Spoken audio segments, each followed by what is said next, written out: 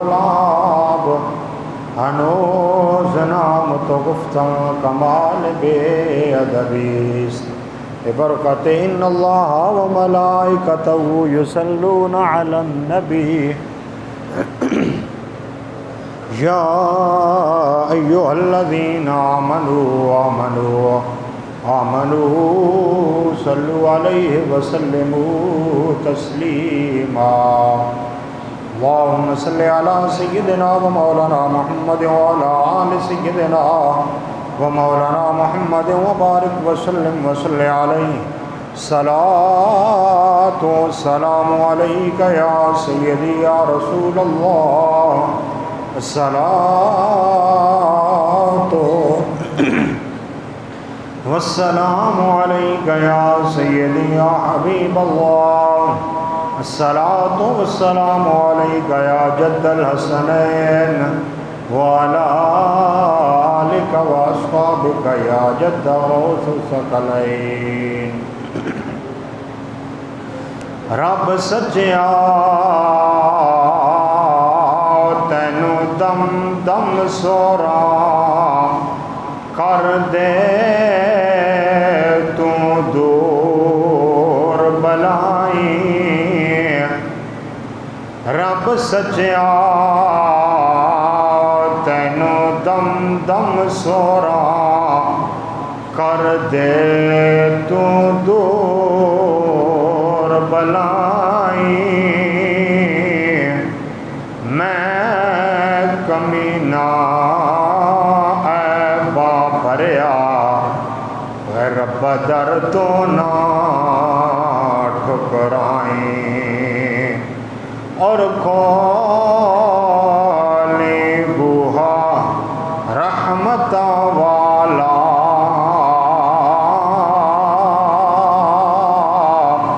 تے خیر جنابوں پائیں اور رو عرض نصیر گزارے اور ربا بیڑا بننے لائیں اور کالی رات جدائی والی تے غم دے گھپ ہنیرے کدوں مکسی رات ہجر دی تے بولے کوک بنھیرے چا چا اڈیاں بے میں بیکھاں رستے تے رواں شام سویرے وہ جند قربان نصیر کراں میں جے یار آوے گھر میرے اللہ تبارک و تعالی دی حمد ثنا مدنی تاجدار نامدار دو جہاں احمد مجتبی جناب محمد مصطفیٰ صلی اللہ علیہ وآلہ وبارک وسلم دی بارگاہ رسالت دے اندر بے حد ہدیہ درود و سلام دے نذرانے پیش کرن صوبات معزز حاضرین و سامعین، ذوالحج شریف کا ماہ مقدس اپنے دامن کے اندر بہت ساری رحمتیں اور بہت ساری برکتیں لے کے ہمارے درمیان آ پہنچا ہے۔ اس ماہ مقدس کے اندر مسلمان بہت اہم فریضہ حج ادا کرتے ہیں اور وادی منا میں سنت ابراہیمی اور سنت مصطفی پہ عمل کرتے ہوئے قربانی دیتے ہیں۔ اسلامی سال کا پہلا مہینہ بھی قربانی سے شروع ہوا اور اسلامی سال کا اختتام بھی قربانی پہ ہی ہوا۔ اسلامی سال کے پہلے مہینے میں زہرا کے لال نے، کربلا کے شاہ سوار نے کربلا معلیٰ کے اندر اپنی قربانیاں دیں، اپنا سارا خاندان، قوم، قبیلہ دین اسلام کے لیے قربان فرمایا، اور مینا کی وادی میں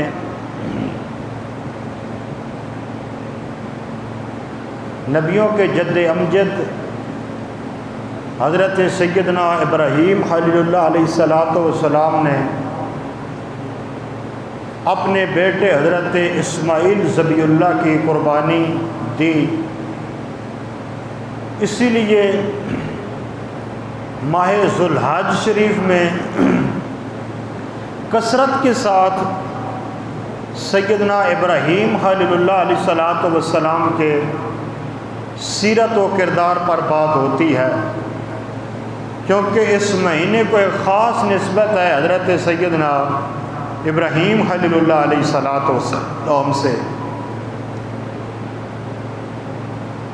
سیدنا ابراہیم خلیل اللہ علیہ السلام نے نمرود کے دور میں آپ کی ولادت ہوئی، اور نمرود کے دربار کے جو نجومی تھے ان کے بتانے پہ صرف سیدنا ابراہیم خلیل اللہ علیہ السلام کی ولادت کے لیے 10 لاکھ بچے قتل کیے گئے۔ ظالم قسم کا، جابر قسم کا بادشاہ تھا نمرود، لیکن اس کی ظالمیت جب بہت زیادہ عروج پہ پہنچی تو پھر میرے رب نے اس کی ظالمیت کو روکنے کے لیے سیدنا ابراہیم خلیل اللہ علیہ السلام کو بھیجا۔ اسی طرح فرعون کے دور کے اندر جب فرعون کے درباری نجومیوں نے اس کے بتایا کہ تمہاری سلطنت کے اندر ایک بچہ آنے والا ہے، تو حضرت سیدنا موسیٰ کلیم اللہ کی ولادت سے پہلے اس فرعون ظالم و جابر نے بھی 10 لاکھ بچے قتل کرائے، صرف اس لیے کہ موسیٰ پیدا نہ ہو۔ فرعون نے بھی 10 لاکھ بچے قتل کرائے، نمرود نے بھی 10 لاکھ بچے قتل کرائے، لیکن فانوس بن کے جس کی حفاظت ہوا کرے، وہ شمع کیا بجھے جسے روشن خدا کرے۔ یہ میرے رب کی قدرت تھی۔ رب نے دونوں پیغمبروں کو مبعوث فرمانا تھا، تو بے شک 10 لاکھ بچے فرعون نے مروائے، 10 لاکھ بچے نمرود نے مروائے، لیکن آنے سے نہ سیدنا موسیٰ کلیم اللہ روکے، نہ سیدنا ابراہیم خلیل اللہ روکے۔ دونوں ہستیاں دنیا کے اندر آئیں۔ بات سیدنا ابراہیم خلیل اللہ علیہ السلام کی پچھلے جمعے سے ہماری جو چل رہی تھی وہ یہ تھی کہ حضرت سیدنا ابراہیم خلیل اللہ علیہ السلام کی ولادت کے بعد جب سیدنا ابراہیم خلیل اللہ علیہ السلام اپنے گھر آئے تو آپ کے چچا آزر جو مٹی کے بت بنا کے بازاروں کے اندر بیچا کرتے تھے، سب سے پہلے سیدنا ابراہیم خلیل اللہ علیہ السلام نے آ کے اپنے چچا آزر کو تبلیغ کی۔ ادھر حضرت سیدنا ابراہیم خلیل اللہ آزر کو تبلیغ کر رہے ہیں، ادھر آزر جناب ابراہیم خلیل اللہ علیہ السلام کو اپنے بتوں کے بارے میں تبلیغ کر رہے ہیں، لیکن جناب ابراہیم خلیل اللہ علیہ السلام اپنے چچا آزر کو اس طرح کے جواب دیتے ہیں کہ لاجواب کر دیتے ہیں۔ تو ایک دن ایسا بھی آیا کہ آزر نے جناب سیدنا ابراہیم خلیل اللہ علیہ السلام سے فرمایا کہ ابراہیم، میرے بیٹے جو میں بت بناتا ہوں بازاروں میں بیچنے کے لیے، فروخت کرنے کے لیے جاتے ہیں بابل شہر کے اندر، تو کل سے آپ نے بھی بت لے کے بابل شہر کے اندر بت بیچنے کے لیے جانا ہے، یہ ہمارے خدا ہیں۔ تو سیدنا ابراہیم خلیل اللہ علیہ السلام نے فرمایا چچا جی حکم کی تعمیل ہو گئی، کل میں بھی بت لے کے جاؤں گا بابل شہر میں۔ جب صبح کا سورج طلوع ہوا تو جناب سیدنا ابراہیم خلیل اللہ علیہ الصلوۃ والسلام اپنے چچا کے بنائے ہوئے ہاتھ سے جھوٹے خدا بت وہ لے کے جناب سیدنا ابراہیم خلیل اللہ علیہ الصلوۃ والسلام بابل شہر کے اندر جاتے ہیں. توجہ رکھیے گا. تو بابل شہر میں جا کے جناب سیدنا ابراہیم خلیل اللہ علیہ الصلوۃ والسلام نے بھی اپنی دکان لگائی اور آزر نے بھی اپنی دکان لگائی. آزر کے باقی بیٹوں نے بھی اپنی دکانیں لگائیں. اب آزر اور اس کے بیٹے ان جھوٹے خداؤں کی بہت زیادہ تعریفیں کر کر کے تعریفوں کے پل باندھے ہوئے ہیں. تو ان بتوں کی تعریفیں کر رہے ہیں بابل شہر کے اندر. تو جناب سیدنا ابراہیم خلیل اللہ علیہ الصلوۃ والسلام نے بھی بابل شہر میں اپنا بت رکھا ہوا ہے اور اس کے پاس کھڑے ہو کے جناب سیدنا ابراہیم خلیل اللہ علیہ الصلوۃ والسلام کس طرح اعلان فرما رہے ہیں. فرماتے ہیں کہ لوگوں آؤ یہ جھوٹا خدا مجھ سے لے جاؤ. نہ تو یہ کھانے پہ قدرت رکھتا ہے, نہ یہ کچھ سن سکتا ہے, نہ یہ کچھ بول سکتا ہے, نہ یہ آپ کو کچھ دے سکتا ہے. حالانکہ اس کے اوپر اگر مکھی بیٹھ جائے تو یہ اس مکھی کو بھی نہیں اڑا سکتا. جب لوگوں نے سنا بابل شہر کے اندر تو وہ جا کے آزر سے کہنے لگے کہ پہلے اپنے بھتیجے کو تو روکو, وہ تو ہمارے بتوں کی ہمارے خداؤں کی تذلیل کر رہا ہے. تو آزر جناب ابراہیم خلیل اللہ علیہ الصلوۃ والسلام کے پاس آئے اور آ کے اپنے کانوں سے سنا. سن کے کہنے لگے کہ ابراہیم کس طرح تم ان بتوں کو بیچ رہے ہو.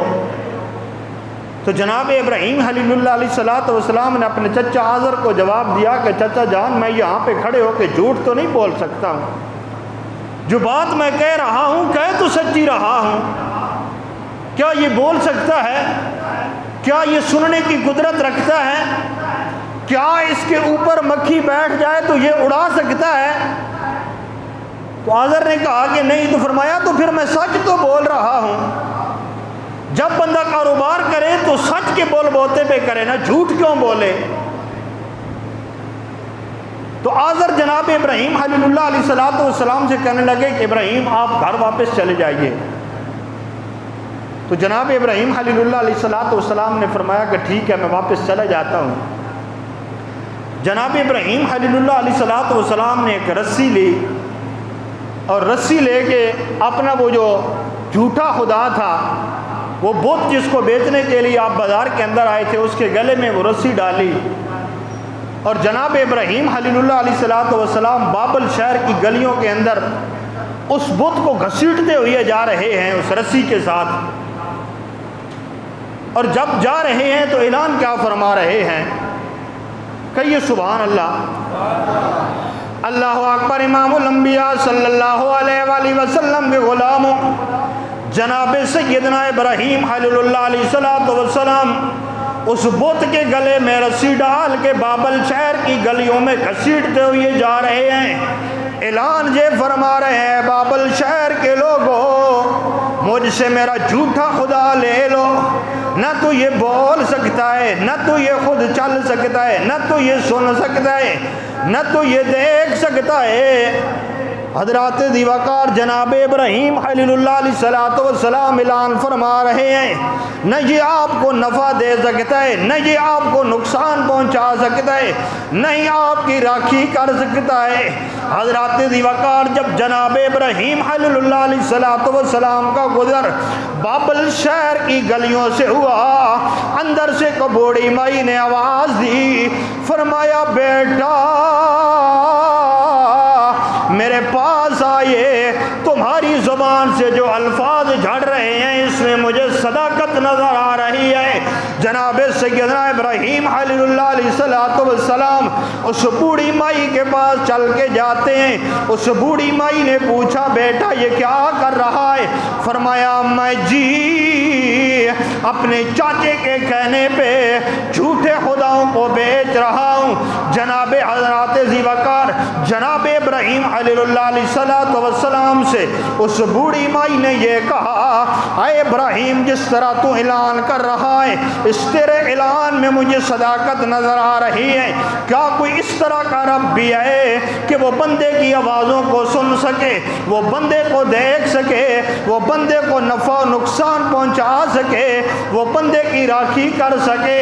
جناب ابراہیم خلیل اللہ علیہ السلام نے فرمایا، ہاں اماں جی، ایک رب ایسا بھی ہے جو رحمان بھی ہے، جو رحیم بھی ہے۔ حضرات ذی وقار امی جی نے پوچھا، ابراہیم وہ پھر کون ہے؟ فرمایا وہ ایوہ لا شریک رب ہے جس کا اسم گرامی اللہ ہے۔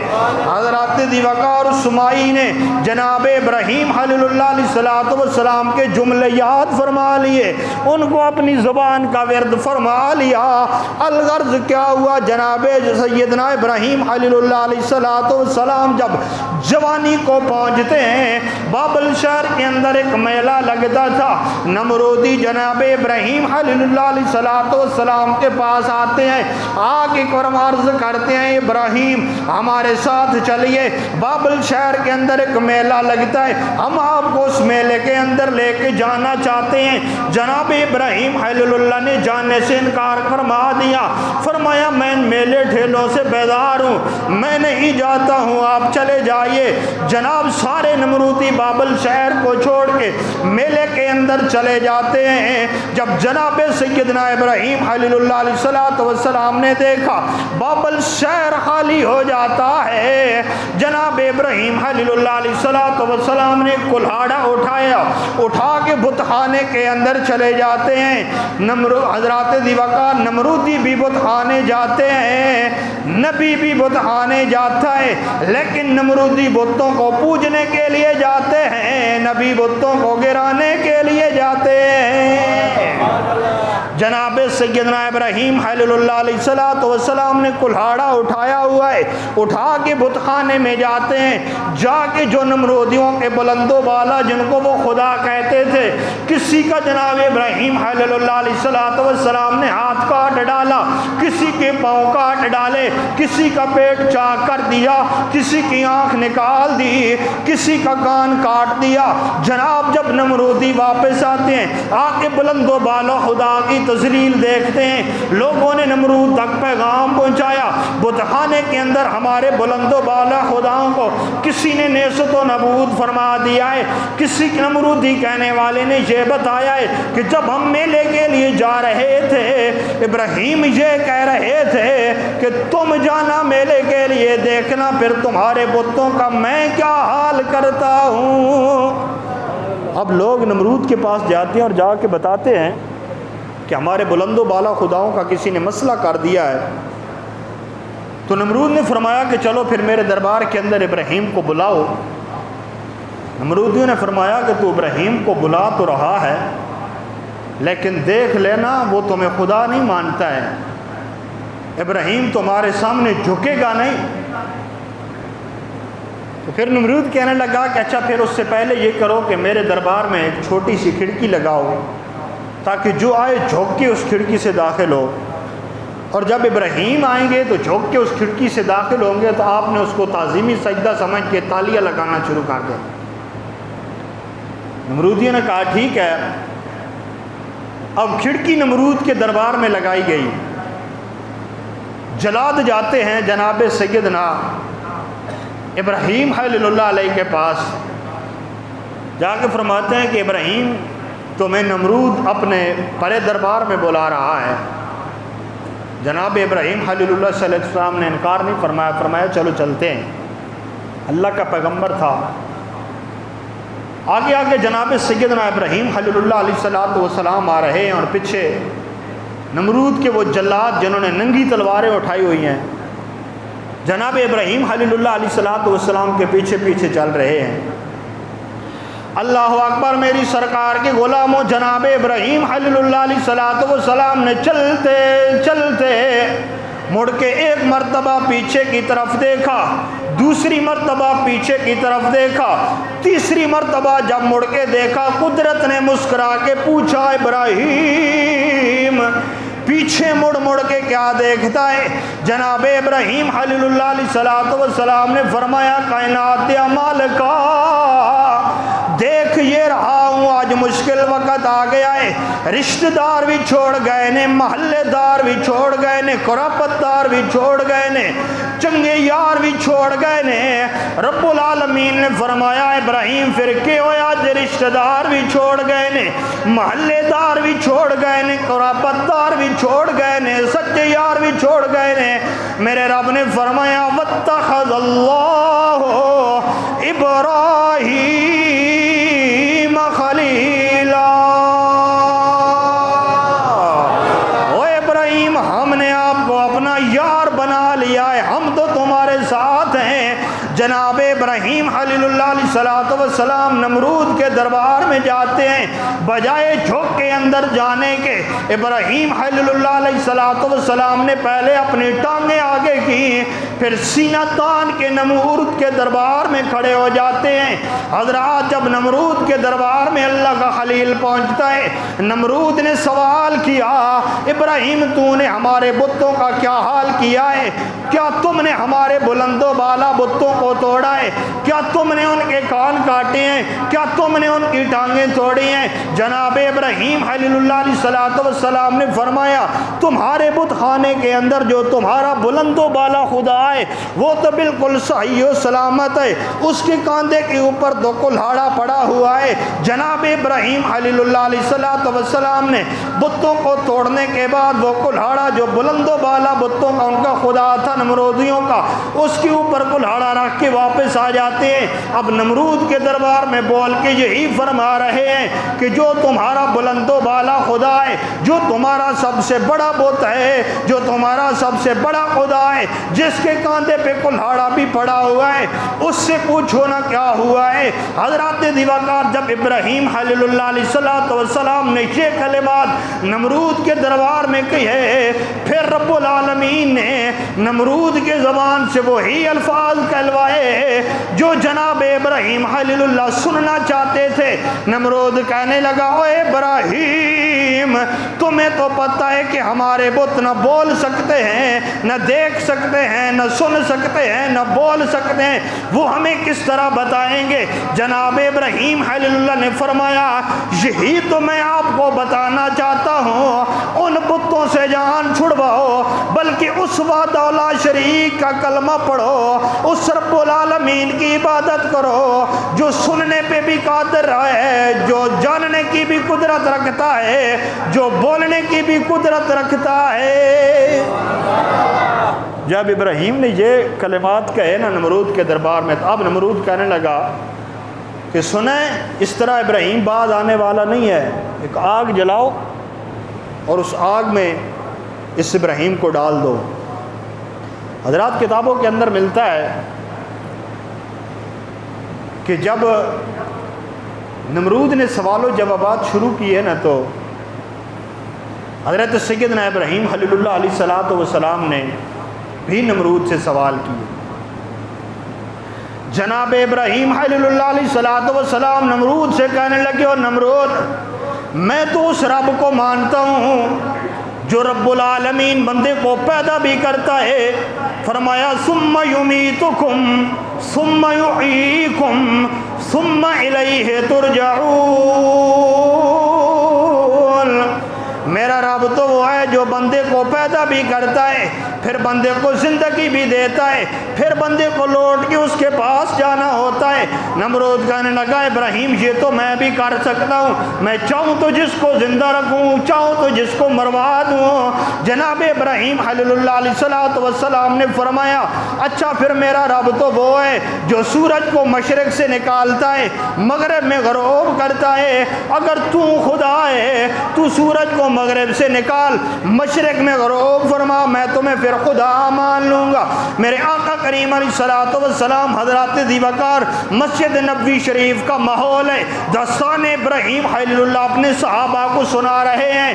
جب میرے آقا کریم علیہ الصلوۃ والسلام نے یہ داستان اپنے صحابہ کو سنائی، ایک صحابی رسول کھڑا ہو کے عرض کرتا ہے آقا یا رسول اللہ صلی اللہ علیہ وسلم، جب ابراہیم نے نمرود پہ یہ سوال کیا تھا، اگر اس وقت نمرود یہ سوال کر دیتا ابراہیم چل اگر میں جھوٹا ہوں، اگر تیرا رب سچا ہے تو تو اپنے رب سے فرمانا تمہارا رب مغرب سے سورج کو طلوع کرے مشرق میں غروب فرمائے۔ اے آقا کریم علیہ الصلوۃ والسلام، پھر ابراہیم خلیل اللہ علیہ الصلوۃ والسلام کیا کرتے؟ میرے آقا کریم علیہ الصلوۃ والسلام نے صحابہ سے فرمایا اوے میرے صحابیو، رب العالمین نے جناب اسرائیل علیہ الصلوۃ والسلام، جناب جبرائیل علیہ الصلوۃ والسلام کو ابراہیم خلیل اللہ علیہ الصلوۃ والسلام کے پاس بھیج دیا۔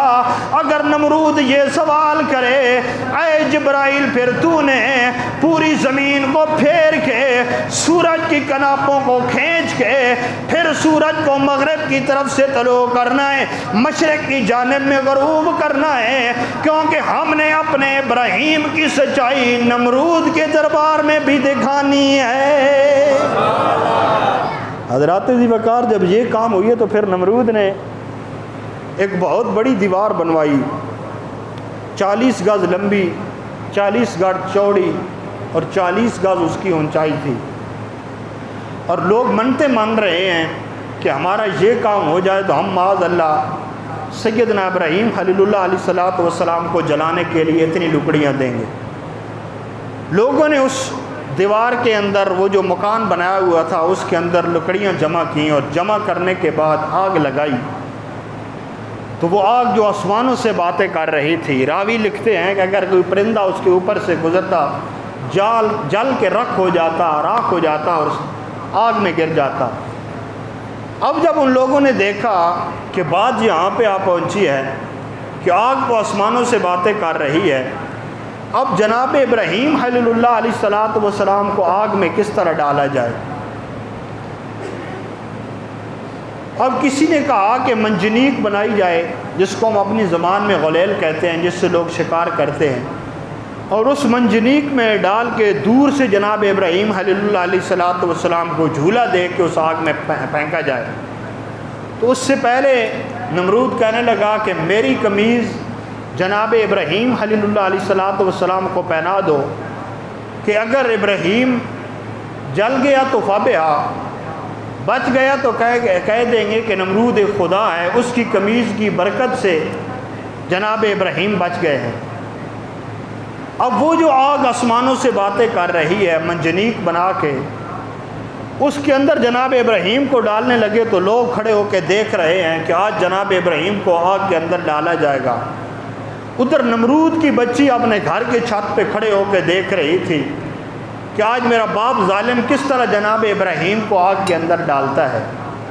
حضرات ذی وقار ادھر جب جناب ابراہیم خلیل اللہ علیہ الصلوۃ والسلام کو منجنیق کے اندر ڈالا گیا، ادھر سے بارش والا فرشتہ آتا ہے، آ کے عرض کرتا ہے اے اللہ کے خلیل، اگر آپ مجھے حکم دیں یہ جو آگ آسمانوں سے باتیں کر رہی ہے میں بارش برسا کے اس کو بالکل مسمار کر دوں۔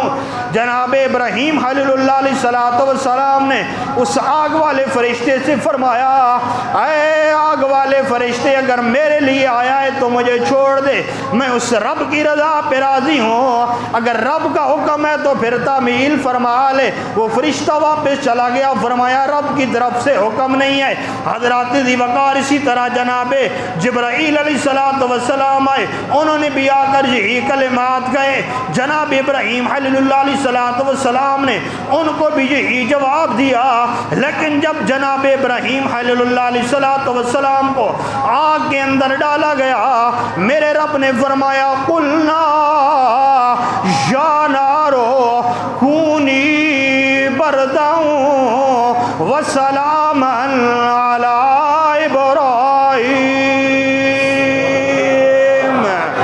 اے ابراہیم، اے آگ میرے ابراہیم کے لیے گلے گلزار ہو جا، اے آگ میرے ابراہیم کے لیے سلامتی والی ہو جا۔